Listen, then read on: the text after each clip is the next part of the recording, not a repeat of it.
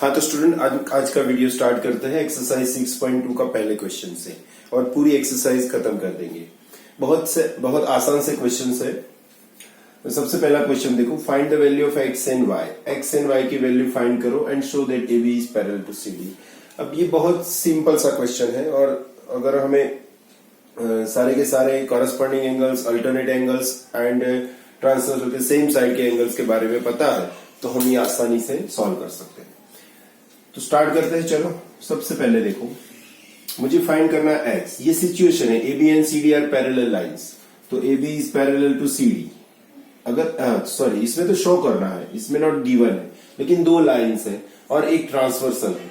अगर दो लाइन एक ट्रांसवर्सल है तो 8 एंगल्स बन रहे हैं, 1 2 3 4 5 6 7 8। ये 8 एंगल्स में तुम देखो कि ये दोनों एंगल्स के बारे में सोचो। जो गिवन है उसी से शुरू करते हैं हमेशा। तो 50 डिग्री तो गिवन है और एक्स फाइंड करना है। अगर इन दोनों के बारे में सोचो, इसमें इसकी तो कोई बात ही नहीं है। ये दोनों क्या है, तो they are linear pair. See हम डायरेक्ट यहां लिख सकते कि here x plus 50 equal to 180। x plus 50 equal to 180 क्यों? तो यहां पे लिख दो they are linear pair, angles of linear pair. वो हमेशा सप्लीमेंट्री होते हैं। तुम्हें पता है एक्सरसाइज 6.1 में हम कर चुके हैं कि लीनियर पेयर के सम 180 होते हैं, तो ये हो गया 180। तो x की वैल्यू हमें मिल गई 180 minus 50, therefore x equal to कितना होगा ये 130। तो एक तो वैल्यू एक सेकेंड में मिल जाती है। सेकेंड वैल्यू जो फाइंड करनी है y की, तो y ये 130 गिवन है, इसको अगर भूल जाओ तो व्हाट इज y एंड 130? तो यहां पे लिख सकता हूं y इक्वल टू 130, मतलब ये दोनों एंगल इक्वल है। क्यों? इसका नाम क्या दिया था हमने? Vertically opposite angles. और ये हमेशा वर्टिकली ऑपोजिट एंगल्स हमेशा इक्वल होते हैं। तो पहली एक्सरसाइज के जो हमारे पास फॉर्मूला या कॉन्सेप्ट था उससे हमें ये दोनों एंगल्स मिल गए एक्स एंड वाई। तो ये हो गया y 130। तो ये दूसरी वैल्यू भी मिल जाती है, सीधी मिल जाती है, देख के ही पता चल जाता। तीसरा जो हमें फाइंड करना है या शो करना है, that is show A B parallel to C D, यानी ए बी और सी डी पैरेलल है। तो अब जो हम सीखे थे उसके बारे में बात करेंगे। ये 6.2 का नया कॉन्सेप्ट आएगा कि दो लाइन पैरेलल कैसे है।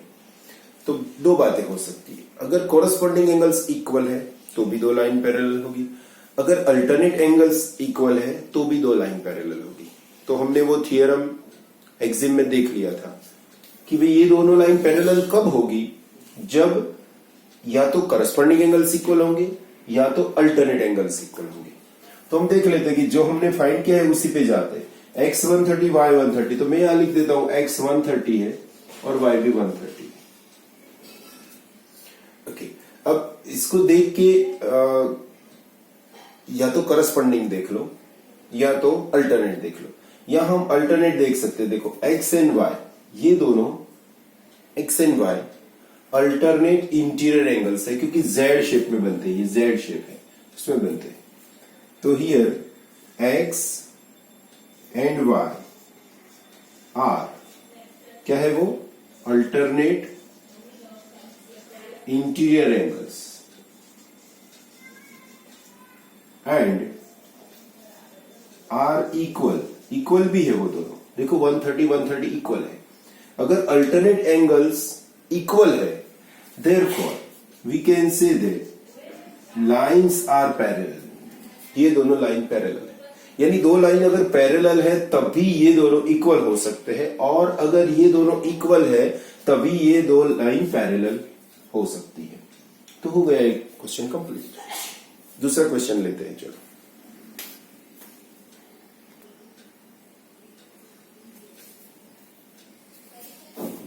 हाँ, ये दूसरा जो क्वेश्चन है इसमें 3 लाइंस गिवन है। A B and C D parallel ऐसा गिवन है, C D and E F ये दोनों भी पैरेलल है, सो ये भी गिवन है। लेकिन तुम देखो कि ए बी और ई एफ के बारे में कुछ नहीं कहा है, इन दोनों के बारे में। लेकिन हम कह सकते हैं कि दे आर पैरेलल, क्योंकि ये दोनों पैरेलल, अगर दिस टू आर पैरेलल तो ये दोनों भी पैरेलल होगी। दूसरी बात, इसमें से हम कुछ डेटा निकाले तो y/z 3:7। इससे हमें क्या पता चलता है कि y = 3p and z = 7p। क्योंकि हम जब भी इस टू के फॉर्म में होता है, जब भी रेशियो के फॉर्म में होता है, कोई कांस्टेंट लगा के उसको वैल्यू के रूप में ले लेते हैं, फिर p की वैल्यू फाइंड कर देंगे और मिल जाएगी। तुम्हें पता है y और z, मतलब तुम्हारे पास y की वैल्यू है, z की वैल्यू जो यहां से मिल गई, तुम्हें फाइंड करना है x की वैल्यू। अब देखो यहाँ पे y एंड z क्या है, x एंड y क्या है, और x एंड z के बीच में क्या रिलेशन है। तो अगर हम यहां देखें कि ये जो x है और ये z है, अगर ये लाइन भूल जाओ तो x and z are alternate angles, alternate interior angles है। और अगर ये दोनों लाइन पैरेलल है तो x एंड z इक्वल होगा। तो यहां पे हम लिख सकते हैं कि x = z, क्यों, अल्टरनेट एंगल्स है। क्या है ये, अल्टरनेट इंटीरियर एंगल्स है। इंटीरियर लिखना हो तो लिखो, ये दोनों alternate, pair of alternate angles. तो x = z भी मिल गया हमें। x एंड y के बीच में क्या रिलेशन है, तो x एंड y के बीच में तो ये C शेप में बनता है, उल्टा C है। और ये दोनों एंगल्स हमने कहा था supplementary, they are the same side of transversal and interior. So x + y = 180। यहां पे लिखना हो तो लिख सकते हो interior angles of same side of transversal. तो ये सप्लीमेंट्री होते हैं। तो x + y, यानी ये सब डेटा हमारे पास है। अभी x + y 180, y और z की वैल्यू है, x की वैल्यू तो फाइंड करनी है। तो मैं क्या करता हूं, सबसे पहले कि x और z इक्वल है तो यहां पे x के बदले z लिख देते। तो ये होगा z + y = 180। क्यों, बिकॉज x = z। तो मैंने x के बदले z लिख दिया। z की वैल्यू पता है 7p, y की पता है 3p = 180। ये 10p = 180, इससे क्या मिला, p = 80। तो p की वैल्यू मुझे मिल गई 80। ओके, इसमें अगर p की वैल्यू रखो तो y मिल जाएगा, z में रखो तो ये p यहां रखो तो z मिल जाएगा। x एंड z तो इक्वल है, फाइंड करना है x। तो z की अगर फाइंड कर ले तो x ही मिल गई। तो यहां पे फाइंड करते हैं कि z = 7p, 7 × p की वैल्यू 18, ये हो गया 126। तो z अगर 126 है, ये 126 है, तो x कितना होगा, बिकॉज दे आर इक्वल, तो ये भी हो गया 126, देयरफॉर x = 126। तो ये इस तरह से हम x की वैल्यू फाइंड कर सकते हैं स्टूडेंट। चलो तीसरा क्वेश्चन लेते हैं।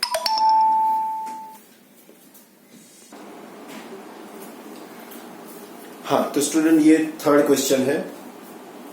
इसमें देखो गिवन है 2 lines are parallel, 2 line parallel. यहां पे ध्यान से देखो तो टू ट्रांसवर्सल है। एक ट्रांसवर्सल ये रहा, इसको लाइन के फॉर्म में बना दो तो ये ट्रांसवर्सल हो जाएगा, और दूसरा ये रहा। एक ट्रांसवर्सल जो है EF, ये EF वाला ट्रांसवर्सल परपेंडिकुलर है CD के साथ परपेंडिकुलर, यानी 90 डिग्री पे इंटरसेक्ट करता है। तो हम जब ये ड्रॉ करते हैं ये दोनों, तो यहाँ पे जो एंगल बनता है वो कोई भी हो सकता है, लेकिन अगर स्ट्रेट लाइन ड्रॉ करें इस तरह से, मतलब परपेंडिकुलर ड्रॉ करें तो 90 डिग्री का बनेगा। तो ये एक चीज गिवन है यहाँ पे। तो एक ट्रांसवर्सल 90 डिग्री बनाता है और दूसरा ट्रांसवर्सल हमें फाइंड करना है कि कितना एंगल बनाएगा। तो देखो यहाँ पे सबसे पहले एक सिंपल सी चीज यहाँ दिख रही है, क्या, GED 126। कहा है GED, G यहां से शुरू करते, E यहाँ है और D यहाँ पर है। तो ये जो यहां से लेके एंगल है वो 126 है। ओके, और ये 90 है अंदर का। तो इन दोनों को मिला के तुम ये फाइंड कर सकते हो इतना, बराबर। ये पूरा है 126, ये 90 है, तो ये 1। तो सबसे पहले हम क्या मिलेंगे, GEF। तो स्टार्ट करते हैं GEF से। GEF = 126 - 90। 126 यानी 36 - 90 कर दो। तो सबसे पहले हमें फाइंड करना है GEF, वो मिल गया 36। एक आंसर हो गया। अब फाइंड करना AGE यानी ये और दूसरा है एफ जी ई, एफ जी ई यानी ये एंगल, ये दोनों फाइंड करें। बहुत आसानी से हो जाएगा, इसको थोड़ी देर के लिए भूल जाओ, चलो समझो कि ये गिवन ही नहीं है, इसकी हमें जरूरत नहीं। तो अब देखो स्टूडेंट, ये क्या है, व्हाट इज दिस, ये 126 एंगल और ये एंगल, ये कौन सी पेयर बना रहे हैं, ये दोनों तो जेड शेप में है ये दोनों। तो यहां पे लिखते हैं कि angle A G E equal to angle GED, ये दोनों इक्वल है, ये और ये क्यों इक्वल है, यहां पे लिखते हैं they are alternate interior angles, alternate interior angles तो इक्वल होंगे क्योंकि ये दोनों लाइन तो पैरेलल गिवन है यहां पे, तो इक्वल हो गए। देयरफॉर दूसरा भी मिल गया, ए जी ई भी मिल गया 126, क्योंकि जीईडी 126 है तो ये भी 126 है।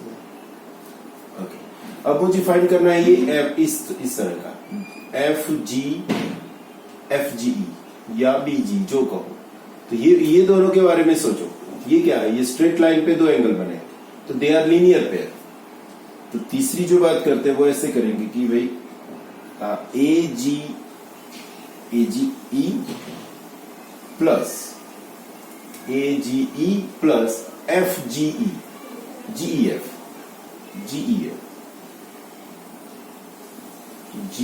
एफ नहीं, एफ जी ई, सॉरी एफ जी ई, इन दोनों का सम क्या होगा 180, क्यों, क्योंकि ये लीनियर पेयर है, हो गए। अगर ये लीनियर पेयर है 180 है तो एक का मेजरमेंट तो है हमारे पास, ए जी 126, तो एफ जी ई क्या हो गया 180 माइनस 126, यानी हो जाएगा हमारा 54। तो तीनों मिल गए, ये रहा पहला, दूसरा और तीसरा 54। इस तरह से हम सारे एंगल निकाल सकते हैं। चलो नेक्स्ट क्वेश्चन देखते हैं।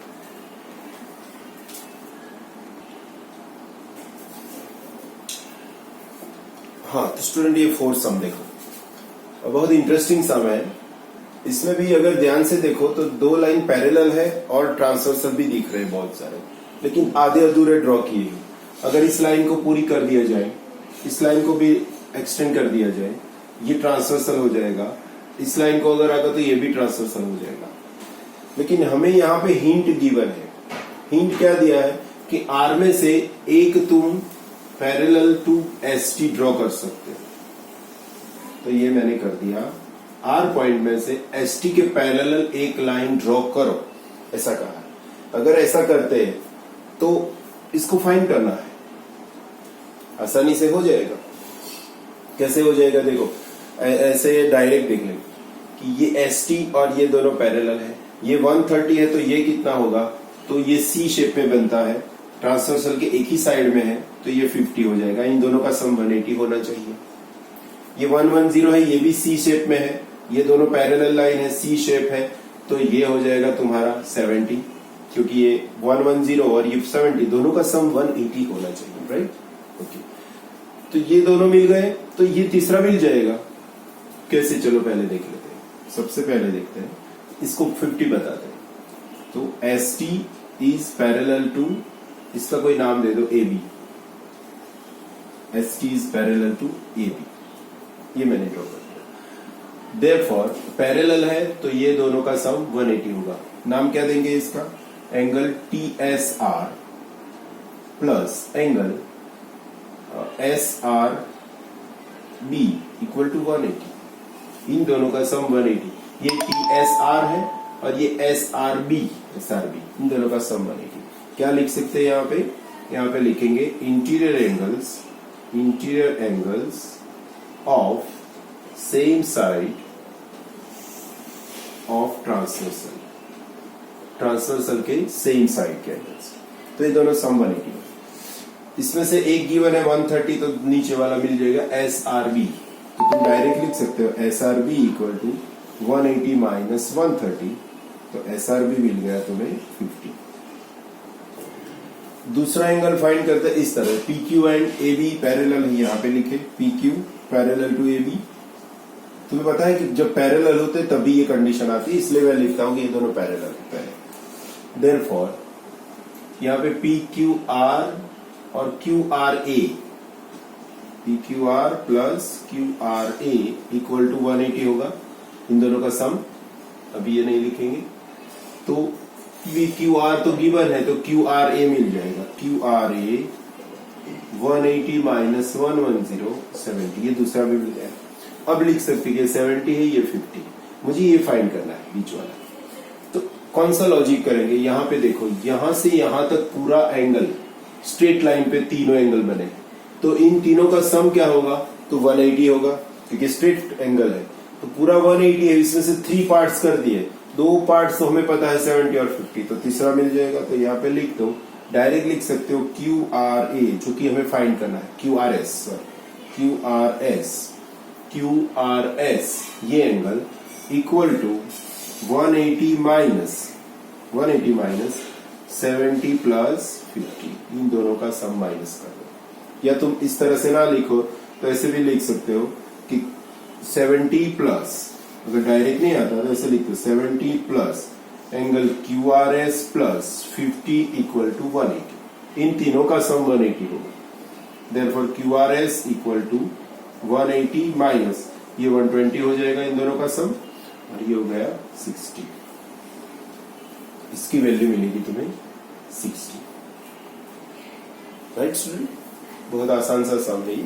चलो नेक्स्ट क्वेश्चन देख लेते हैं।